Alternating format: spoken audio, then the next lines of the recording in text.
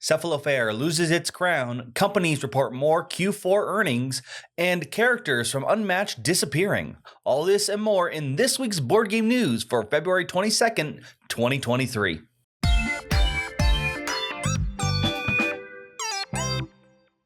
We'll start with the big story, and that is the rankings over at Board Game Geek. If you don't know, Board Game Geek is a site you should definitely visit if you don't already. It's a fantastic place that usually can solve most of your board game woes, be it for the marketplace to find a rare game, questions for some very specific instance in a board game, or if you're looking for a new game to buy.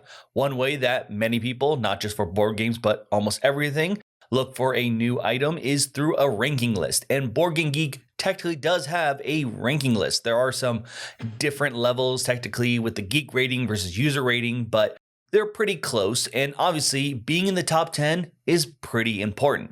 Now, Gloomhaven has held the number 1 slot for some time, but recently it was dethroned by Brass Birmingham, a heavy Euro game taking place during the Industrial Age. Now, this has been, honestly, it's not actually new technically if you look at situations in other things such as movies, when another game or movie takes a number 1 slot, which the fans of one start getting angry, and if there's a rating system, sort of try to give negative ratings to bring it back down to get their game up, and then of course the other one will then do the exact opposite, so it just becomes a little bit of a fan war. Regardless, this is still a big deal, and luckily Cephalofair Games reacted in the way that I really do love, and I hope we see more of in the world of board gaming. Similar to movies, whenever they've beaten them on a chart, usually though for a financial reason, they send a image congratulating the other company, usually showing their characters handing off a trophy in some way. Cephalofair has one with their characters on a train looking like they're ready to join the world of Brass Birmingham. Unfortunately, I don't think we'll see as many of these, not because I think Brass Birmingham will hold the number 1 slot to the end of time, but rather in movies when we see this more, it's usually because of breaking a gross or total profit kind of thing, rather than just votes and being liked, which tends to switch hands a bit more due to the change of the value of a dollar, how many more movie theaters open up, other considerations than that, rather than just voting on what you like. Regardless, either way, I think this is something to be celebrated. Personally, if you're in the top 10, that already puts you in like the top tier of games. So to me, it's still a great thing. I actually own Brass Birmingham, but this may be the thing that spurs me to actually learn it. This is one of those times when I bought it because I'm excited to play, but waited for the right group. But maybe I should just actually learn to play before I worry about the perfect situation. Regardless, congratulations, Brass Birmingham, and, to Cephalofair, because you still held the number 1 slot for a long time, and I don't think anyone is going to complain about Gloomhaven not being worthy of being in the top 10 on Board Game Geek.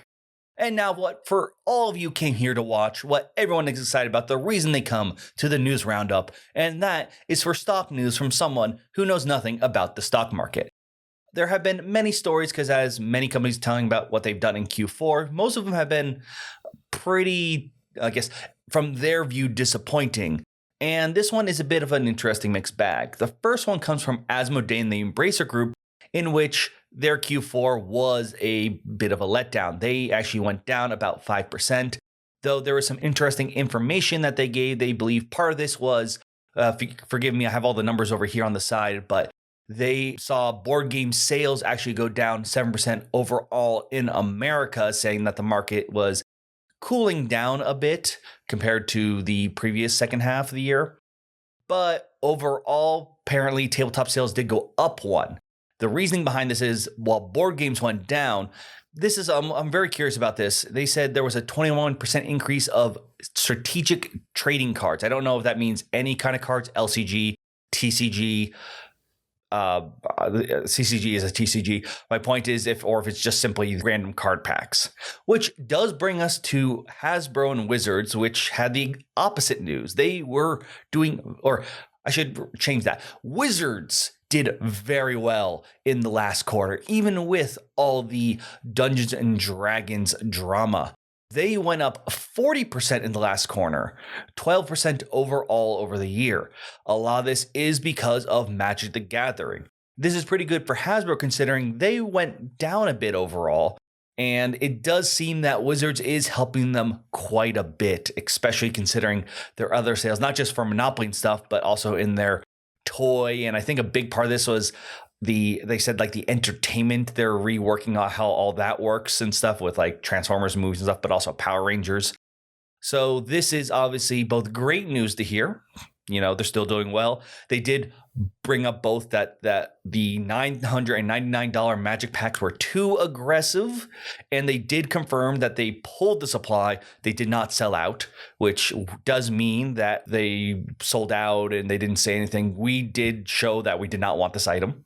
And of course, the D&D thing, they said that was a misfire. That said, this is a little bit worrying, as when you see how Wizards of the Coast has become such a strong, almost like foundation pillar for Hasbro, are we going to see those things when they say too aggressive, as in not that it wasn't right, rather than we need to just hide it a bit more? We'll have to wait and see. But as of right now, Magic sales are still doing very well. And they did confirm, by the way, that they are looking to, and it looks positive, that a lot of people who did unsubscribe from D&D Beyond may return this year, or at least be willing to return. Unmatched is a beautiful game, as well as probably one of the best two-player games out there. Technically team as well, but the two-player is the one I've always played it, and it's hard not to enjoy it. Now, there are plenty of characters. Some of them are from some of our favorite copyrighted characters. We got Deadpool, Bruce Lee, Jurassic Park. Some of them are from the public domain.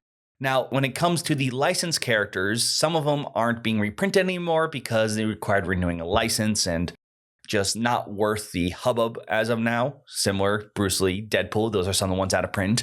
But they have announced that they're going to be stopping a reprint on some of the sets that do not fall under licenses. The first two that will be seeing this are Robin Hood versus Bigfoot and Cobble and Fog.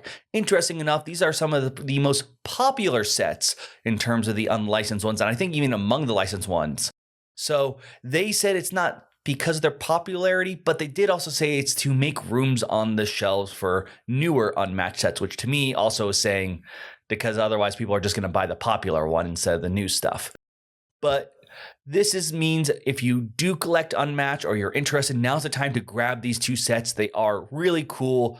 Last time, it's been a while, but I believe Bigfoot was part of the sort of, this is not maybe how you should, but like the top tier characters in terms of strength, if that's something you're worried about.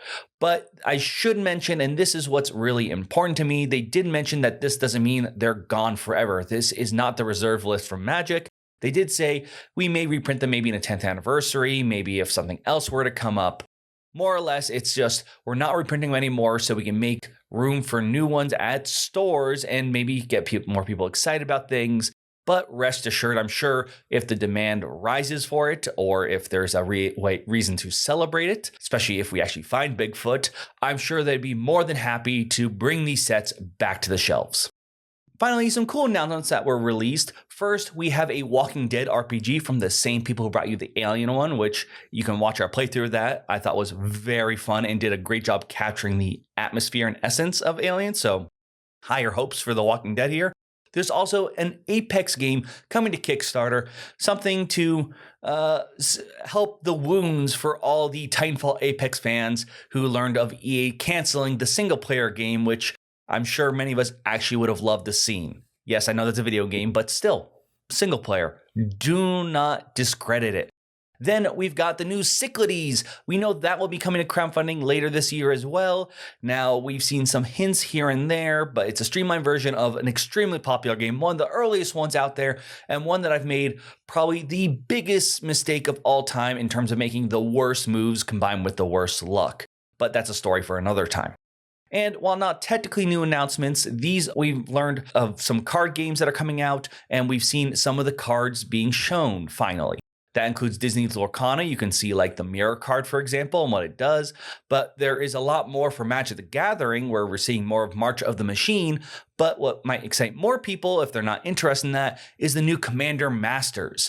We've seen only a few cards here, but it definitely hints at a lot more Commander staples, which as of now still is the #1 most popular format for Magic the Gathering. I've talked about some games that are coming to Kickstarter, but now it's time to talk about what's already there. This is Kickstarter Pickstarter. Let's see which games are interesting enough for you to check out and maybe for you to back. First up is the big one I'm excited about, and that's Ascension Tactics Inferno. This is one I got to try out at Gen Con, this specific version. I didn't try out Ascension Tactics before that, and it was my #1 game I should have played more of for 2022, or at least the base version was. This new one, of course, adds plenty of fun new modes, characters, and I can safely say it is a lot of fun. Of course, I talked a bit more about this in my interview with Justin Gary. You can go check that out as well. If you are a fan of deck building or even that war game tabletop combat, this is definitely one worth checking out. It marries the two together so well, and in a really great way, I feel, that isn't punishing if you're newer and make mistakes, but still rewarding when you come up with some clever strategies. Now, you can pay $60 for just the basic game, or you can pay more if you want to get some of those beautiful minis to play with instead of standees.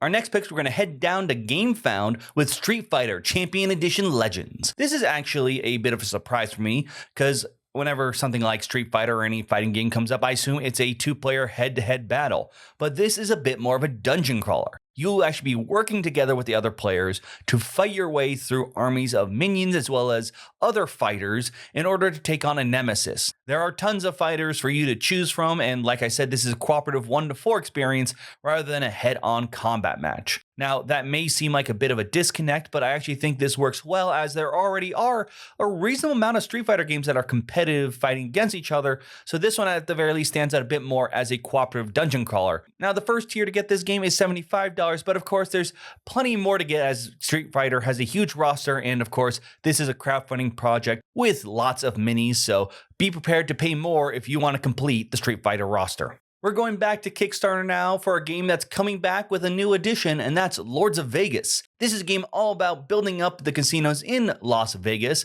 but this Kickstarter adds a new edition that now fits up to 6 players, as well as an add-on that adds new boards in new areas. So for those of you who are already big fans of the original, I'm sure you can get the boards, but for those of you new, this seems like a great place as it'll fit more players, and if you're not a big fan of the Vegas area, there are plenty of other locations for you to mess around in. If you just want the new game, that will go for $65. But of course, you can combine these as well as add on a couple other goodies that they have in store.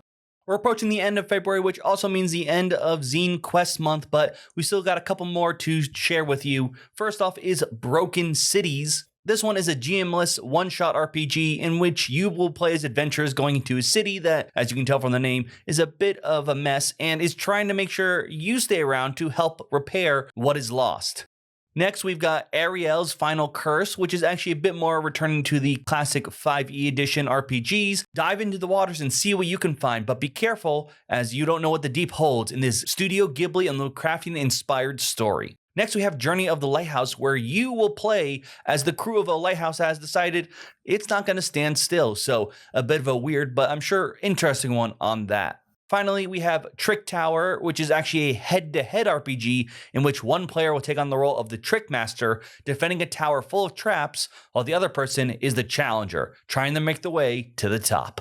February isn't the only thing ending. We've also got some projects ending as well. First, we've got a bit of a sci-fi twist. We've got Pulp Invasion, which actually has a bit more of a pulpy, old-school sci-fi style. Then there's the Andromeda's Edge, which I talked about earlier, from the same people who did Flamecraft. Next two on the screen are actually zines I mentioned before, the Pigeons 11 and the Sins of Eden Prime, just to be another reminder that many of the zines in Zine Quest are coming to an end, if not already.